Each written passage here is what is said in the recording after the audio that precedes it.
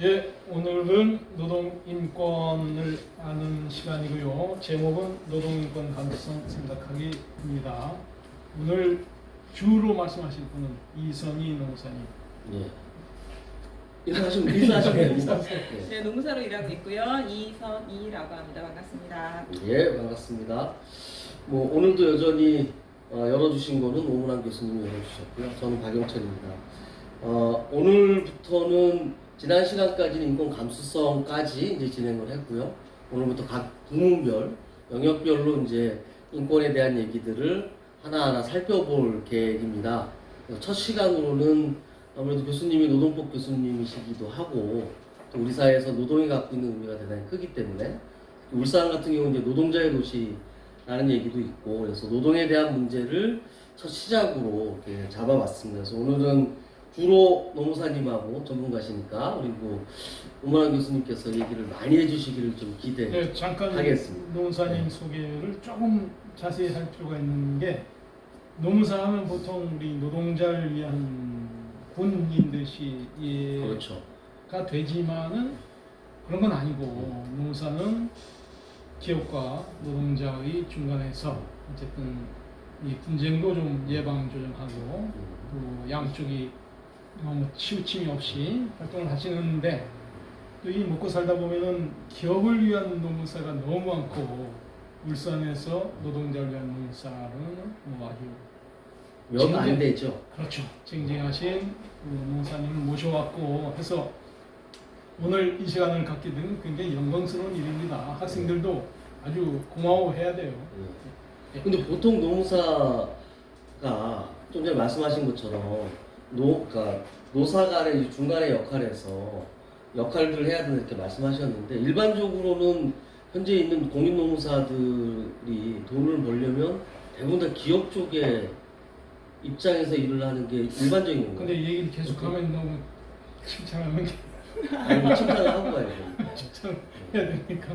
보통은 그러니까 기업에 직접 고용되어 있거나 또는 기업과 자무 계약을 체결해서 일을 하는 경우가 많고 이제 워낙에 노사 문제가 사실 이해관계가 굉장히 첨예한 일이잖아요. 똑같은 일에 대해서 사용자의 주장과 사용자의 법리와 노동자의 법리가 전혀 이제 다르게 구성이 될 수밖에 없는데 너무 이제 사용자를 위한 법리, 사용자를 위한 주장 이런 것이 사실 좀 많이 치우쳐 있는 건 사실입니다.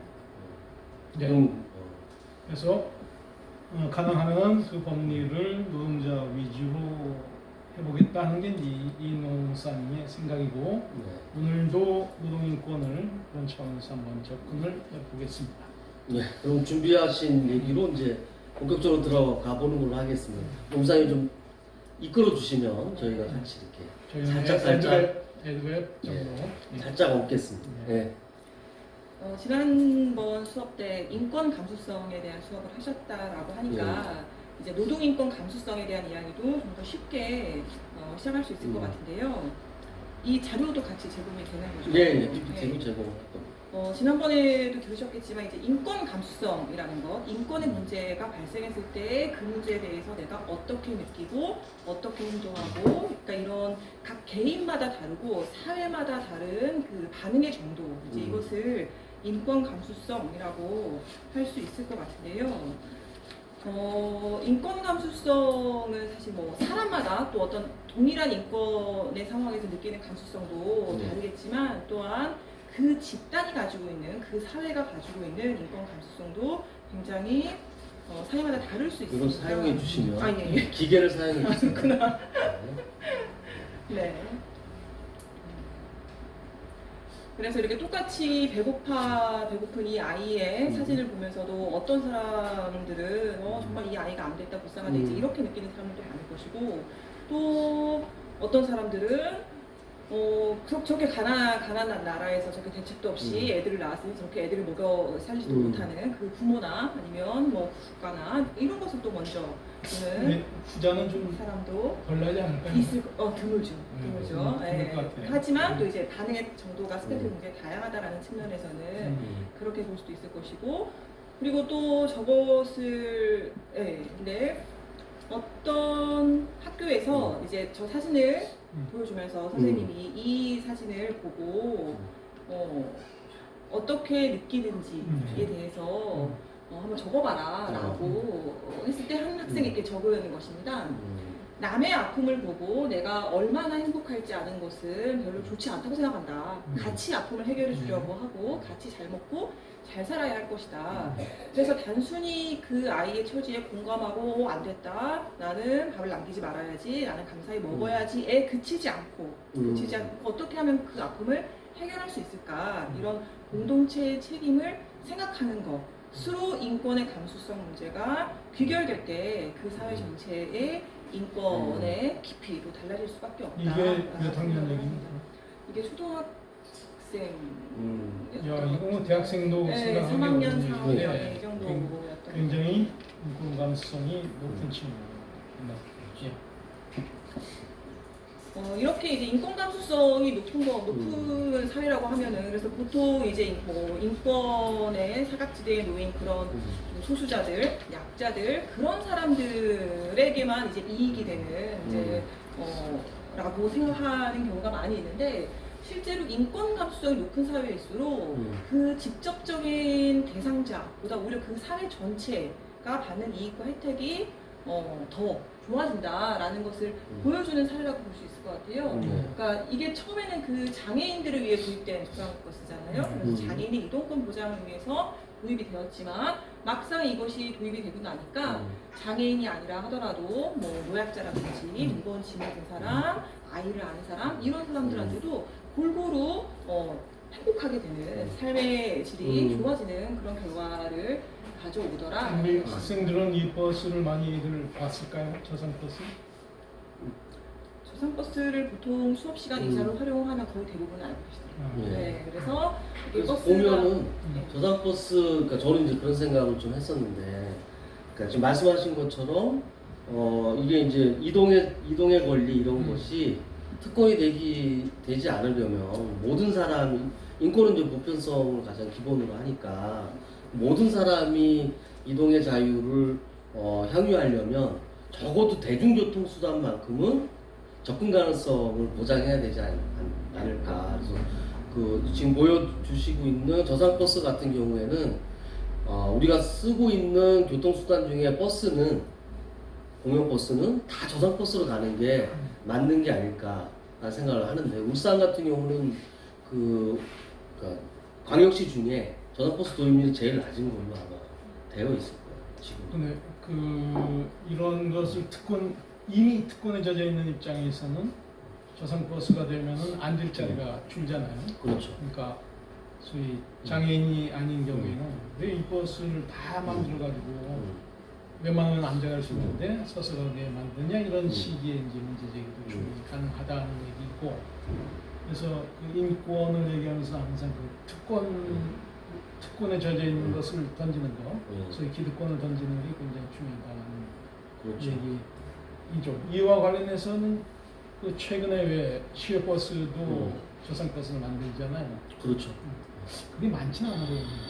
별로 없죠. 많지가 않죠. 그래서 그러니까 시내버스는 저상버스로 도입하는 것이 보편적으로 많이 이제 가고 있는데 예산의 문제 때문에 좀 그 시기라든가 도입 시기나 이런 걸 조절하고 있긴 있는데 장애인단체 쪽에서 얘기하는 게 여행이라고 하는 것이 다른 지역으로도 갈 수 있는 거잖아요. 그런 부분이 말씀하신 것처럼 시외버스의 저상버스는 거의 찾아보기가 어려운 상황이라는 거죠. 그래서 그런 부분에 대한 고민이 좀 이어서 돼야 되지 않을까 그런 생각을 좀 가져요.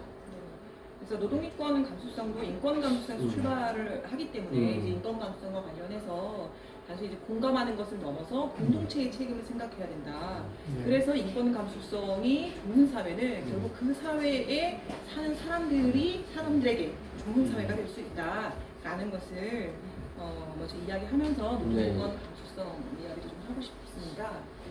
일단 노동인권이라는 말은 좀 아마 낯설 것 같아요. 인권이라는 말은 많이 들어보셨어도 노동인권은 많이 낯설 텐데 노동인권이란 노동과 관련된 인권 또는 노동자의 인권이라고 얘기할 수 있을 것 같습니다. 그래서 아주 좁게 보면은 노동하는 사람, 즉 일하는 사람들이 어떤 조건에서 어떻게 일할 것인가, 어떻게 일하는가와 관련되는 문제이지만 또 넓게 보면은 일하지 못하는 사람들이 일할 수 있는 권리, 그다음 일하지 못하게 된 사람들에게 사회보장이 될 수 있는 권리, 노동을 통해서 인격권을 실현할 수 있는 건지 이렇게도 좀 넓게 볼 수도 있을 것 같습니다. 그러니까 중요한 것은 이제 노동인권이라는 것은 뭐 다른 인권의 영역도 마찬가지겠지만 단순히 좋은 사장님을 만난다고 해서 아니면 내가 내 권리를 잘 알고 잘 주장한다라고 해서 실현될 수 있는 문제가 아니라는 것. 즉, 이 노동인권의 수준에 대해서는 사회적으로 그 공동체에서 정책적으로, 법적으로, 제도적으로 마련해주고 끌어줘야 되는 문제다. 그래야지 이 노동인권의 우리 사회의 질적 수준이 달라질 수 있다라는 것을 말씀을. 네, 노무사님 말씀은 가장 좋은 것은 일단 종업원이 누릴 권리인데 넓게 보면은 직장에 들어갈 권리, 또 직장에서 나와서 삶을 누릴 권리까지를 아우른다는 개념이죠. 그래서 제일 넓게는 어쨌든 일과 관련된 모든 인권이 노동인권이다 하는 말씀입니다. 네.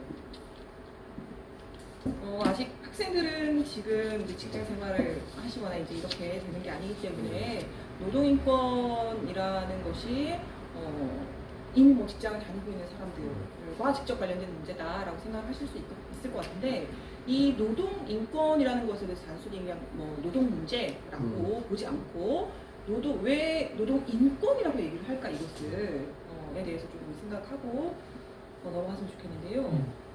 그래서 저도 그게 네네네. 그 궁금한 거거든요. 네. 그러니까 우리가 노동 조건을 개선해 가는 것과 이 인권이라고 하는 것이 여기에 딱 이제 노동 다음에 인권이 붙으면 인권은 우리가 그 전 시간에 계속 배웠지만 이게 인권은 기본적인 것이다 라고 얘기를 한 거잖아요. 그래서 이 노동 조건 뭐 우리가 노동 안 하고 이 사회에 살아갈 수 없는 것일 터인데 그 안에서 반드시 보장돼야 되는 것들이 노동인권의 주요 목록이 되지 않을까 생각을 하거든요. 그 얘기를 지금 이제 하신다는 거죠. 네네. 제가 독일 교과서에 인간과 정치라는 과목이 있다고 합니다. 교과서 일부를 좀 옮겨왔는데요. 노동 세계는 가족 세계를 제외한다면 인간의 자기 실현을 위하여 가장 중요한 삶의 영역이다라는 겁니다. 즉 어떤 사람이 한 인격체로서 살아간다라고 할 때 그 사람이 가지고 있는 사적인 가족관계, 친구관계 이런 것도 중요하지만 실제로 삶의 상당 부분 오히려 가족보다 더 많은 시간을 보내는 것이 사실은 그 직장 그렇죠. 생활인 거고 따라서 그 직장에서 내가 어떻게 살아가는가, 어떤 대접을 받고 살아가는가, 내가 월급을 받기 위해서 일을 하기 위해서 내가 어떤 것을 감수해야 하는가와 관련된 문제라는 거죠. 그리고 또 하나는 그 직장이 마음에 안 든다라고 해서 예를 들면 내가 나는 내 노동력을 좋은 직장에 나타날 때까지 저장하고 기다리고 있을 거야 라고 할 수도 없는 문제인 거잖아요. 이 노동력을 계속 저장하면서 노동인권이 실현되는 순간 그 순간에 이제 내가 나가서 일을 할 수는 없는 거니까 즉 불리한 조건들이 있다 하더라도 그것을 결국 감수하고 그 직장에 적응하고 살아갈 수밖에 없다라면 누구나 대부분의 사람들이 그렇게 살아갈 수밖에 없다라면 결국은 그 사람들의 그 노동하는 문제, 그 사람의 노동의 영역, 또 노동의 그 영역에서 어떤 조건으로, 어떤 환경에서 어떻게 일할 것인가라는 것은 인간의 가장 기본적인 인권의 영역으로 옮겨와서 당연히 보장되어야 될 권리, 능력에 대한 사회적인 부분이 필요하다라고 볼 수 있을 것 같습니다. 우리가 누차에 걸쳐서 뭐 기본소득 얘기를 했었는데 실은 기본소득이 어느 정도 갖춰지면은 뭐 노동 문제도 심각하지는 않죠. 근데 기본소득이 없으면은 학생들한테 이런 식의 질문을 할 수 있는데 일하지 않을 권리가 있느냐, 자유가 있느냐 하면 뭐 일반적인 자유권에서 당연히 일하지 않을 자유가 있는데 일하지 않을 자유를 계속 행사하면 어떻게 되느냐 하면은 굶어 죽게 된다는 것이고 때문에 문의는 자유가 있어 보이지만은 사실은 일해야 된다는 것이고 그러면 일을 해야 한다면은 어떻게 일을 할 것인가 하는 게 이제 인권의 얘기로 얘기가 되겠죠. 그렇죠. 그래서 인권은 이제 지금은 그래 당연히 뭐 지켜줘야 될 권리지, 보장되어야 될 권리지라는 어느 정도의 이제 사회적 합의가 만들어지고 있다. 라고도 볼 수 있을 것 같은데 사실 노동인권의 문제 같은 경우에도 이것이 정말 인권의 문제이구나라는 것을 우리 사회가 깨닫게 된 지는 오래되지 않은 것 같아요. 지금 보시는 자료는 19세기 영국에서 성냥공장 노동자의 실태를 조사했던 연구자료 인터뷰 내용인데요. 이 성냥공장에 일하는 사람들이 굉장히 어린 이제 그 10세, 10살도 되지 않은 아동들이 성냥공장에서 일을 했었고 그에 대한 실태를 조사했더니 이 딸들이 이제 성냥공장에 다닙니다. 성냥공장에서 하루에 19시간 동안 일을 하고 집에 와서 오자마자 쓰러져서 자고 잠도 덜 깬 아이를 흔들어 깨워서 겨우 옷을 입혀가지고 또 공장으로 내보내야 되는 이 딸들을 깨우기 위해서 우리 아내는 밤에 잠도 거의 못 잔다. 왜냐하면 못 깨울까봐 딸들을 라는 이 아버지의 인터뷰 내용이 있습니다. 그 지난번에 네. 인권의 역사 얘기하면서 나왔던 게 그러니까 이 시기에 평균 수명 20세 네네 맞습니다. 나온 게 이제 이런 그 성인 남성이에요. 네, 성인 남성. 네네. 그러니까 그때 교수님 말씀하셨지만 아마도 아동들의 어떤 사망이라든가 이런 것이 평균 수명 자체를 좀 낮추는 데 상당히 많은 부분을 하여튼간 일조했다라고 보여진다 이런 얘기를 하셨던 것 같은데 실제 이제 이런 그 노동 조건의 악화가 이 사람다움을 기본적으로 훼손하는 거잖아요. 그렇죠. 네. 그러니까 이게 근데 어떻게 가능했을까? 지금은 사실 상상하기 어려운 그렇죠. 일이잖아요. 근데 그 당시에는 이게 어떻게 가능했을까? 그때 당시에는 노동자가 직장에 나가서 일을 하는 것은 그 사업주와 이 노동자가 정당하게 인간 대 인간으로서 계약을 맺어서 그 계약대로 행동하는 것에 불과하다라고 계약의 그러거든요. 그래서 오히려 예전에는 이제 노예처럼 종속이 되어서 일하는 건데 이거는 대등하게 계약을 해서 하는 그 두 대가를 사람의 받고 대등한 일을 하고. 인간이 계약을 하는 건데 그 계약 내용으로 너는 이 어린 아이로 계약을 한 거 아니냐. 일을 하고 19시간 동안 일을 하고 그에 맞는 굉장히 저임금이었겠죠. 저임금을 받는 것으로 계약을 했기 때문에 이것에 대해서 국가는 전혀 관여하지 않겠다. 관여할 이유가 없다. 라고 보고 법적으로 아무런 문제도 없는 상태였다라는 것입니다.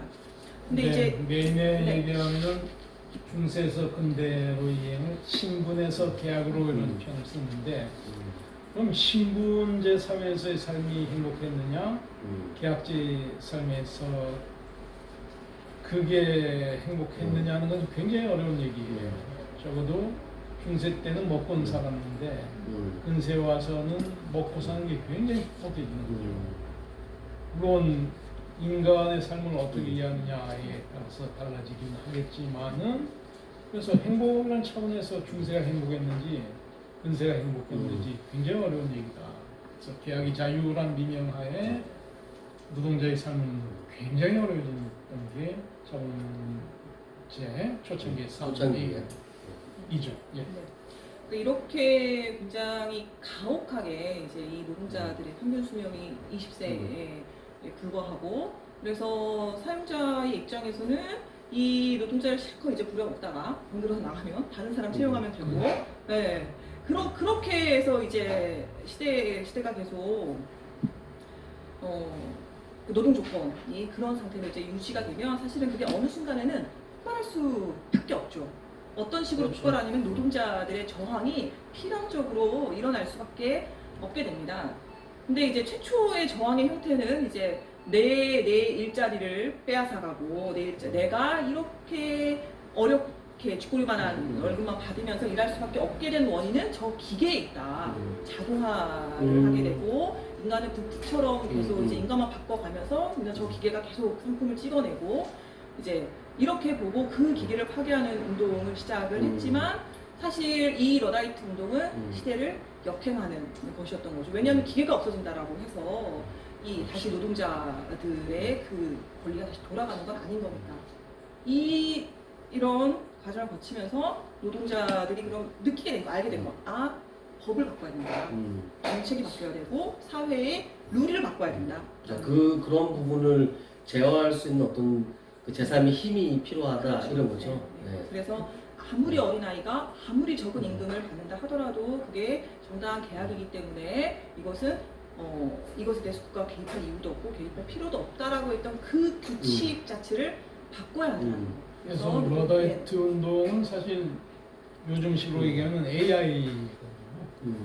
AI가 그 인간 노동을 대체할 것이다고 하는데 이제 인간의 노동력을 이제 기계가 대체하는 거고 기계를 부수는 게 그럼 러다이트인데 지금은 AI를 없애는 게 코드법. 러다이트 운동이 될 텐데 러다이트 운동이 시사한 것은 기계 자체를 없애는 게 기계를 만든 이유는 실은 인간의 험한 노동을 줄이는 거잖아요. 그렇죠. 편하게 로봇도 편하게 살자고 로봇을 만들었는데 로봇 때문에 죽겠다 하는 것은 뭔가 이 앞뒤가 전도된 얘기이고 그러니까 AI 시대 때 인간의 삶은 어떠해야 되느냐 이렇게 접근을 해야 되지 AI는 노동을 없애니까 AI를 죽여 이거 접근은 아니다. 결국에 이 기계를 통해서 산업혁명 시기에 기계를 통해서 대량 생산이 되고 또 그럴 때서 부를 축적하는 것이 지금 AI를 통해서 인간의 노동을 대체해서 또 다른 부를 축적하는 똑같은 모습인 거잖아요. 그렇죠. 그게 어느 쪽으로 부가 이제 재분배되는가의 맞아요. 문제에서 노동자가 배제될 경우에 이런 식의 러다이트 운동이 전개되는 것처럼 AI 시대는 똑같은 방식으로 가는 거 아닌가. 네. 그래서 이제 기본소득 얘기가 또 나오는 거죠. 네. 네, 이 사진은 1866년도 1866년도 5월 1일 미국 시카고 총파업에 관한 사진입니다.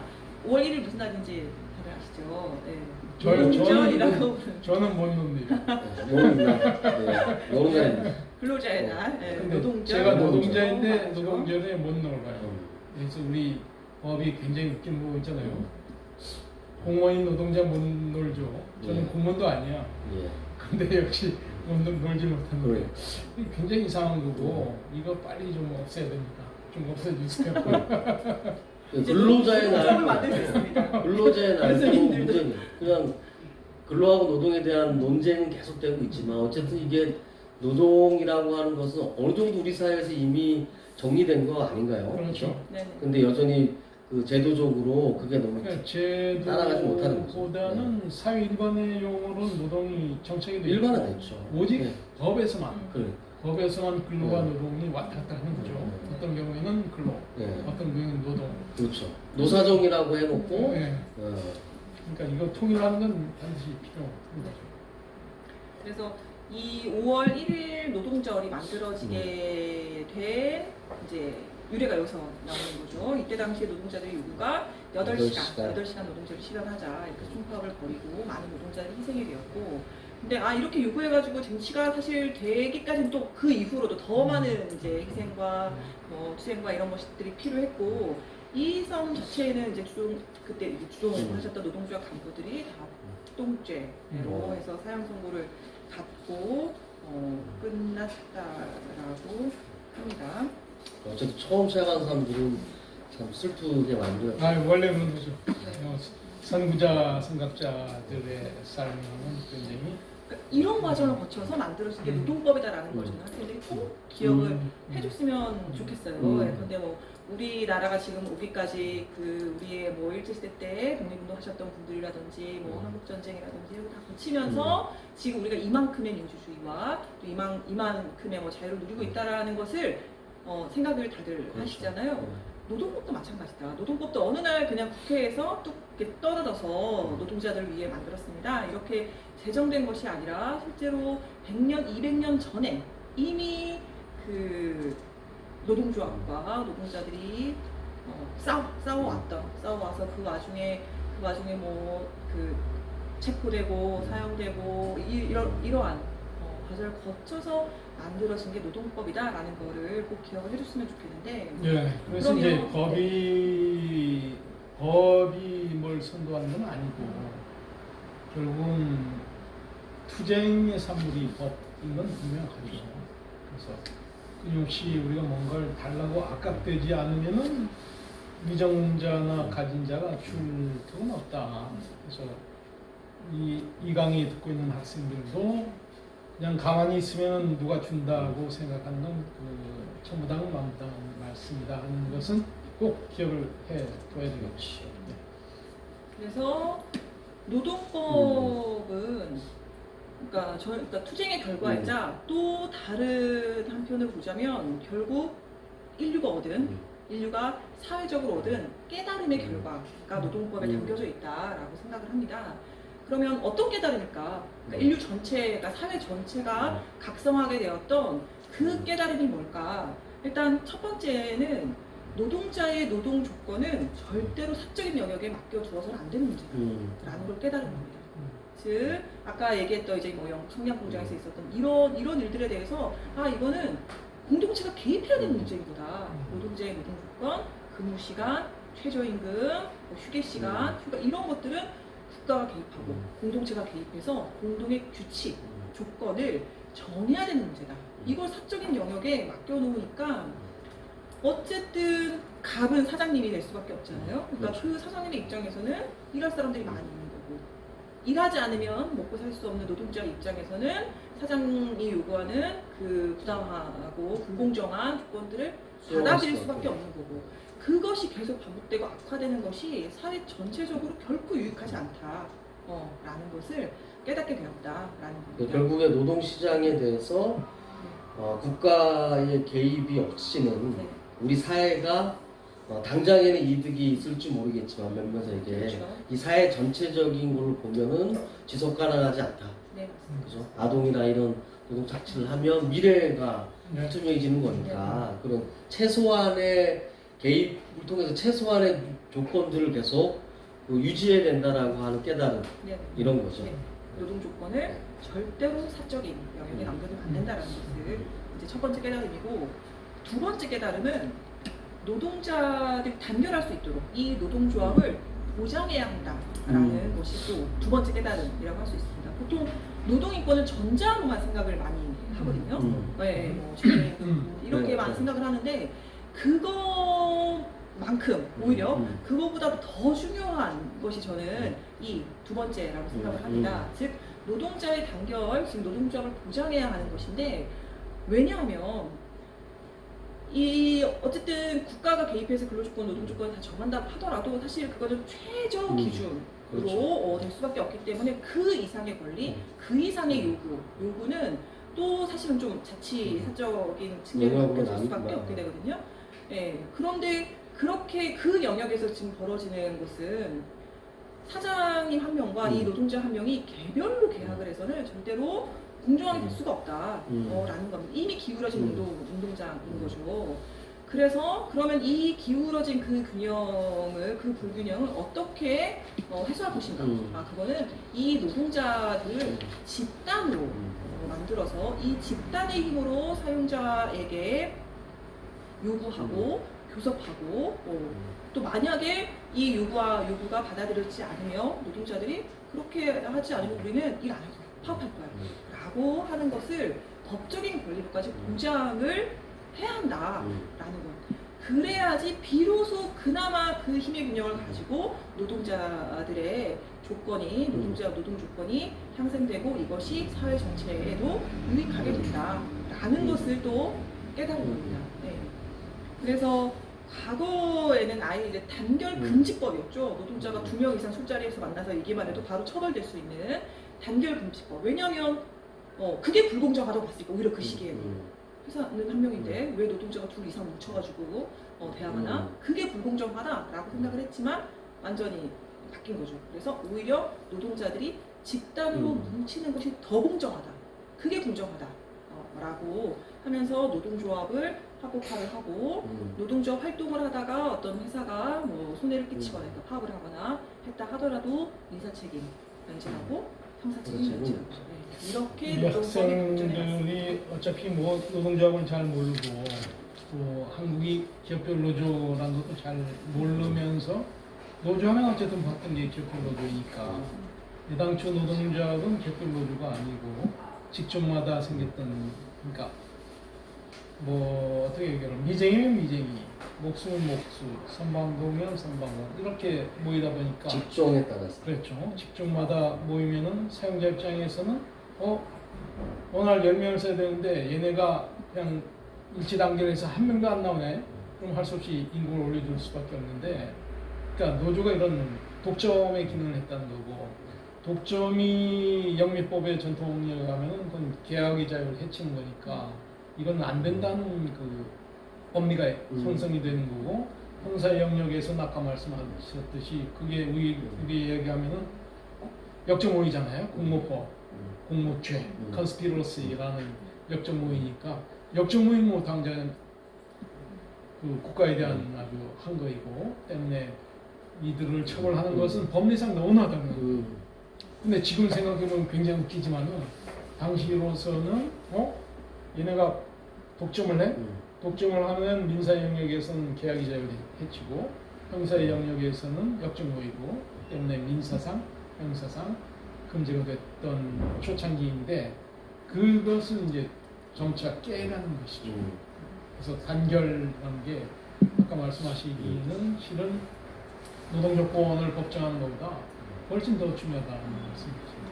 근데 그런 노동 조건을 법제하는 것도 사실 우리 현장에서는 그게 이제 좀 최저임금이 대표적인 건데 최저임금을 법제하는 것도 대단히 중요하지만 그 최저임금이 우리 일상에서 적용되는 것 역시도 일일이 국가의 그 통제로 지방 이런 노동청에서 다 할 수가 없는 거기 때문에 이런 그 노동자들의 단결권, 노동조합의 구성을 통해서 어떻게 보면 그 법의 집행까지도 좀 담보할 수 있는 것이 아닌가 생각을 들거든요. 그러니까 법보다 그 이상의 유리한 조건을 형성하는 것도 있지만 최소한의 그 법 적용조차도 안 되는 사업장들이 많기 때문에 그런 부분을 지키기 위해서는 기본적인 이쪽에도 그만큼의 어떤 조직이 인정돼야 되는 게 아니에요. 그래야 이제 공정한 싸움이 될 수 있는 거예요. 네, 그래서 인류 전체가 어떤 이제 노동 인권에 관련된 그 노동 문제가 인권으로까지 발견하게 되는 과정을 말씀을 드렸습니다. 그래서 이제 노동 조건에 관한 문제, 그다음에 노동조합에 대한 문제 이제 이렇게 정리할 수 있을 것 같은데, 그래서 실제로 우리 이거 기존 이제 국제연합에서 경제적, 사회적, 문화적 권리에 관한 규약을 만들었는데, 네 안에 넘어가고요. 예. 네, 그래서 여기서 이제 6조부터 7조까지가 일할 권리에 관련된 내용입니다. 노동 조건에 관한 문제가 이제 주로 들어가 있고, 그리고 8조가 바로 노동조합 할 권리죠. 네, 그래서 노동조합을 할 권리가 이제 노동인권의 두 번째 영역이라고 할까요? 네, 중요한 문제로. 현실에서는 노조할 권리가 여전히 보장되고 있지 않잖아요. 네, 맞습니다. 그러니까, 네, 사실 뭐 나중에 이제 또 이 얘기가 오늘 사실 좀 많이 나올 것 같은데요. 네, 그래서 이렇게 이제 어쨌든 노동인권에 대해서 아주 같이 동일하게 이제 중요하게 보고 있는 이 두 가지 문제는 우리 헌법에도 이제 마찬가지 구조로 들어와 있어요. 그래서 우리 헌법 32조에도 보면은 근로의 권리를 가진다. 그다음에 사망에서 근로조건의 기준은 인간의 존엄성을 보장하도록 법률을 정한다라고 규정이 되어 있어서 일할 권리, 노동 조건에 관한 내용이 32조에 나와 있고, 그럼 33조에 나올 내용은 당연히 노동조합에 대한 내용이죠. 네, 그래서 일명 노동상권이라고 얘기되는 단결권, 단체 교섭권, 단체 행동권이 헌법 33조에서 규정하고 있습니다. 이제 우리가 영상을 봤죠?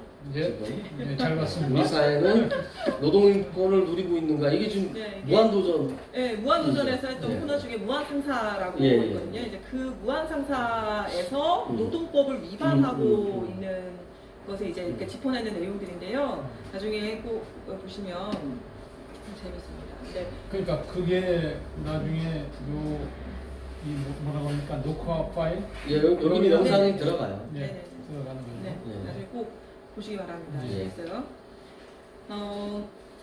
근데 이제 이 뭐 무한상사를 보고 무한상사에서 뭐 예를 들어서 정준하가 감남에 떨어져가지고 산재. 하거든요. 네. 산재다. 네. 이제 뭐 이런 내용들이 나오는데 그건 우리가 웃으면서 이제 볼 수 있겠지만 사실은 우리 사회의 노동 인권의 현실을 보다 보면 사실은 좀 그렇게 웃으면서 이제 그렇죠. 보기에는 좀 어려운 사실 그런 면들이 좀 있습니다. 이게 2017년도에 국제노총에서 설문조사를 했던 내용인데 경제 시스템이 공정한가라는 질문이 있어요. 경제 시스템이 공정하다고 생각하느냐에 대한 답변인데 여기서 지금 93%, 7%로 나누거든요. 93%는 예스일까요? 뭘까요? 뭐겠지 뭐. 경제 시스템이 공정한가에 박스 대해서 있는 게 한국이네요. 네. 공정한가? 당연히 공정 안 하기 공정하지 93%겠죠. 네네. 공정하지 않다. 이게 93%예요. 근데 국제적으로도 공정하지 않다가 엄청 훨씬 더 많죠. 아니, 근데 이런 데들은 네. 이제 좀 올라가 있는데. 아니 굉장히 놀랍게도 엄청나게 높은데요. 80%는. 그러니까. 자본주의 모순을 잘 깨닫고 있는 겁니까? 한국은 그리고 특히 잘 깨닫고 있고. 잘 깨닫고 있고 한국이 제일 심각한 건 아니에요. 더한 데도 있네요. 내가 어디입니까 저기가?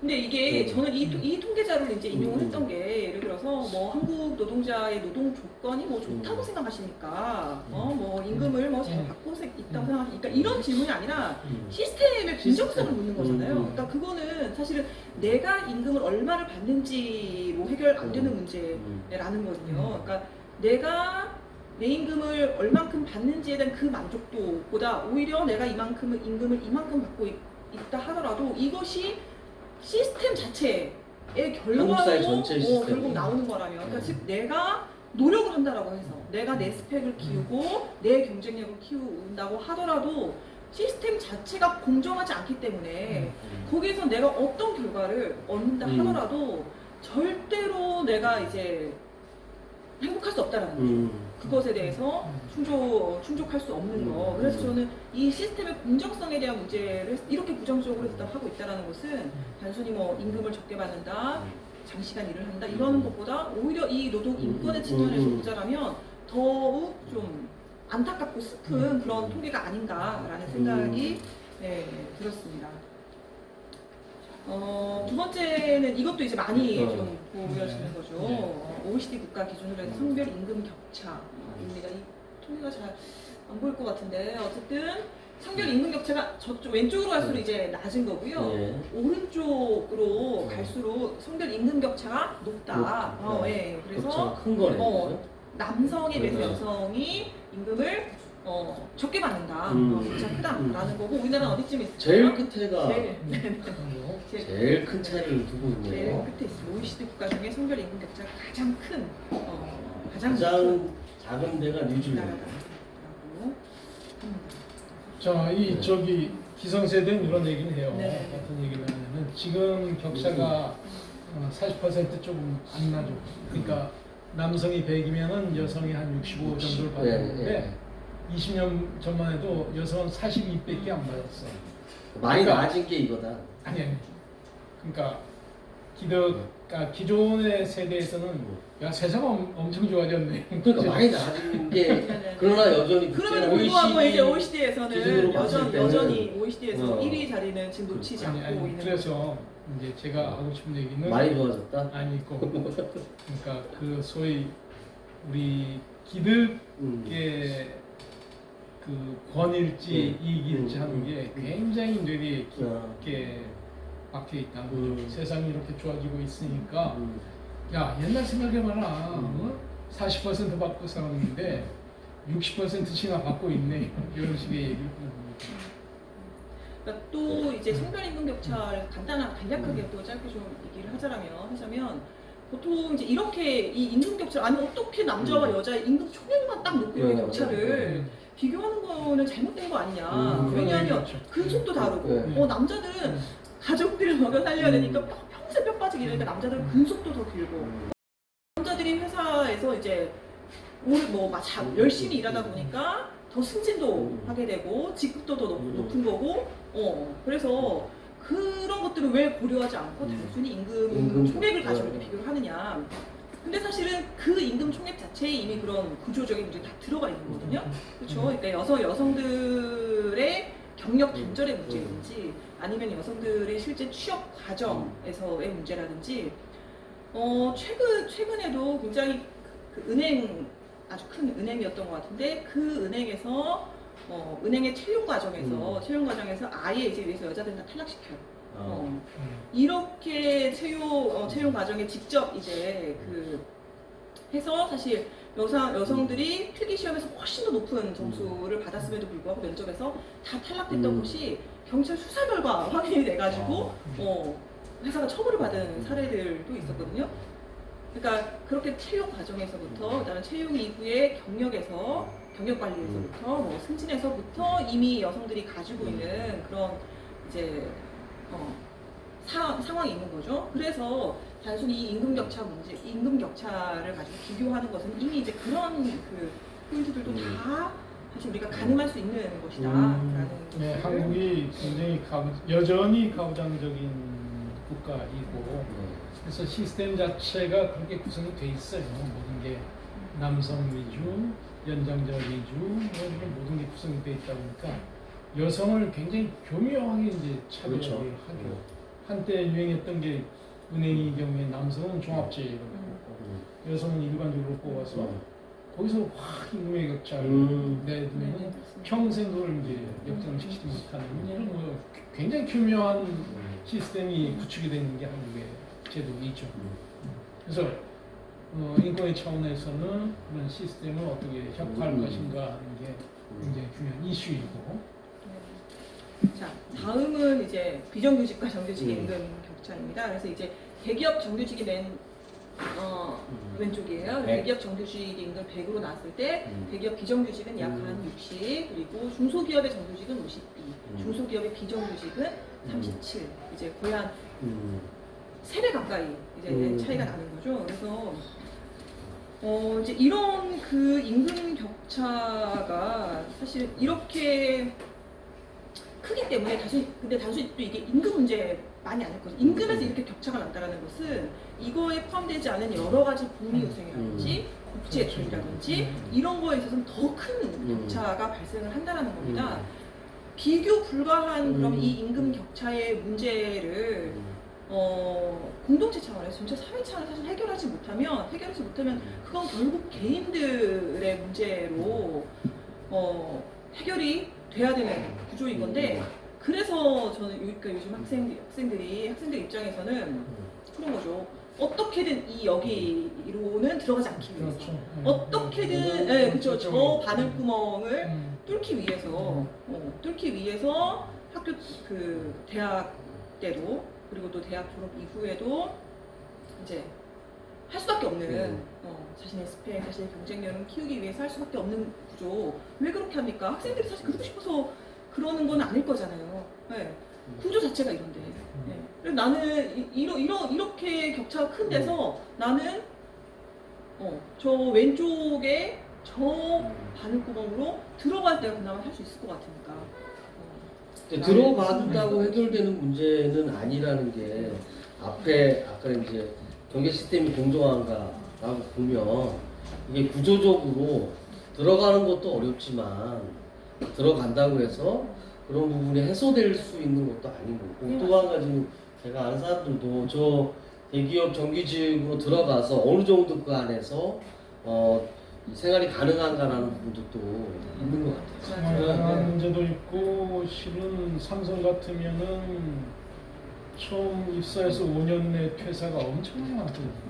생존 가능성 되게 낮은 것 같아요. 그러니까 이게 꼭 돈의 문제만은 아니고 그 조직의 문제, 사회 전반의 분위기가 우리는 가부장을 혁파하지 않으면은 소위 좋은 세상으로 가긴 힘들다는 얘기고 이 그림 보면서 실은 좀 슬픈 얘기는 보통 노동 문제를 정규직 비정규직으로 얘기를 하는데 그거보다는 기업 간의 격차예요. 중소기업의 정규직이 대기업의 비정규직보다도 10을 못 받아요. 우리 보통 생각은 대기업의 비정규직은 굉장히 열악하고 그래도 중소기업의 정규직이지 생각을 하는데 아니고 일단은 대기업에 대기업에. 들어가야 뭐 어느 정도 하고 그다음 중소기업인데 중소기업의 비정규직은 아주 나가고 떨어지는 이런 모습이니까 사실은 그 정규직 비정규직의 문제와 함께 대기업과 중소기업의 이 격차를 어떻게 완화할 것인가 하는 것도 굉장히 큰 이슈이죠. 또 그런 것도 있잖아요. 이렇게 말씀하신 것처럼 바늘구멍을 들어가는 것보다 어렵게 이렇게 들어가서 그 안에서 생존하기 위해서는 그거에 순응해야 되는 운명에 놓이게 될 거 아니에요. 그렇죠. 그래서 우리가 지금 얘기하는 이런 노동 인권에 대한 주장과 그 근로 조건을 개선하기 위한 노력을 하는 것 자체가 이 구조에서 저 제일 끝으로 가는 가장 빠른 길이기 때문에 오히려 이런 구조를 그러니까 경제 시스템을 불안정하게 만들어가는 것이 의도적으로 이렇게 협차를 두는 게 아니냐. 이걸 할 수 있는 길은 음모론 아니죠. 이거는 국가에서 개입을 하지 않는 이상 그냥 자본시장에 맡겨서 자연스럽게 정리될 수 있는 건 아닌 네. 상황입니다. 그러니까 또 한 가지가 사실 이 정규직과 비정규직 또는 이제 대기업과 중소기업 이 불균형의 문제를 보면 저는 생각이 드는 게 이거는 노동 문제가 아니라 더 이상라는 거거든요. 그래서 이 임금 격차의 문제, 이 기업 격차의 문제는 더 이상 노동 문제가 아니다. 왜냐하면 이런 구조 때문에 제가 아까 말씀드렸던 것처럼 학생들이 이제 학생들 스펙 경쟁이 일어나는 거고 그 전에 대학 서열화가 있는 거죠. 대학이 딱 서열화되는 순서가 이거잖아요. 취업. 얼마나 취업이 잘 되느냐 하는 대학 서열화가 이어지는 거고 이 대학 서열화 때문에 중고생들의 입시 전쟁, 사교육 전쟁이 일어나는 거고 이 사교육 전쟁에 뛰어든 부모들의 노후 문제 다 생겨나는 거고 그래서 이거는 더 이상 저는 그러니까 노동 문제라고 보면 안 된다. 이 노동 문제는 한편으로는 교육 문제인 거고 또 그 이면에는 수도권과 또 지역의 문제인 거고 그 가족들의 뭐 생활의 문제인 거고 그래서 이 만약에 상상력을 발휘해서 이 부분이 만약에 해결이 되면 그래서 뭐 대기업 정규직으로 들어가나 중소기업 비정규직으로 들어가나 임금 차이가 크게 나지 않는다 라고 하면 굳이 대학을 갈 필요가? 그렇죠. 굳이 대학을 가기 위해서 정말 단순 취업에 바늘구멍을 뚫을 목적으로 굳이 대학을 가기 위해서 노력할 필요가 없는 거고 굳이 그 이제 입시나 사교육에 매달릴 필요가 없는 거고 그래서 이 초등학교 때부터 그 학원을 이제 순회하며 하는 그럴 필요도 없는 거죠. 노동 문제가 풀리는 것이 우리 사회의 고질적인 문제를 풀 때 저는 가장 핵심이라고 생각합니다. 교수님이 음모론이라고 좀 얘기하셨는데 그 영화 시코에 보면 이거 비슷한 장면이 나오잖아요. 그래서 결국에 그런 사회의 불안정성 또 이런 그 경제 시스템의 이 불공정함 이런 거 속에서 그런 공포 마케팅이라고 할까? 이런 거를 돌파하기 위한 개인의 부담들을 계속 상존시켜 놔야 이 시스템이, 이 사회가 이 구조로 쭉 유지돼. 기득권은 기득권대로 계속 갈 수 있는 게 아니냐. 그래야 이제 여기에 빠져서 우리 사회가 어떻게 가든 말든 나는 취직을 하기 위해서 나만 바라보고 신자유주의의 어떤 이런 가속화가 더 돼가고 있는 게 아닌가. 그래서 이 노동 문제가 곧 우리도 먹고 사는 문제가 가장 우리 삶의 가장 큰 중요한 부분을 차지하니까 그쪽을 의도적으로 이렇게 이 불공정 시스템을 유지하기 위한 방향으로 가고 있는 게 아닐까. 이게 음모론인가요? 그래서 그 인권 감수성에서 중요한 게 이제 개개인의 인권 감수성보다는 사회적, 네네. 제도적인 인권 감수성 얘기를 하는 거죠. 그러니까 그러니까 내가 훌륭한 내가 어쨌든 이 사회 속에서 어쨌든 그 도태되지 않고 살아야 되지 이런 게 아니고 사회가 잘못했다면 사회를 이제 좋은 세상으로 바꾸려는 노력이 모여서 세상을 바뀌는 것이지 개개인이 소위 뭐라고 합니까? 각자 도생해서는 사회는 바뀌지 않는다.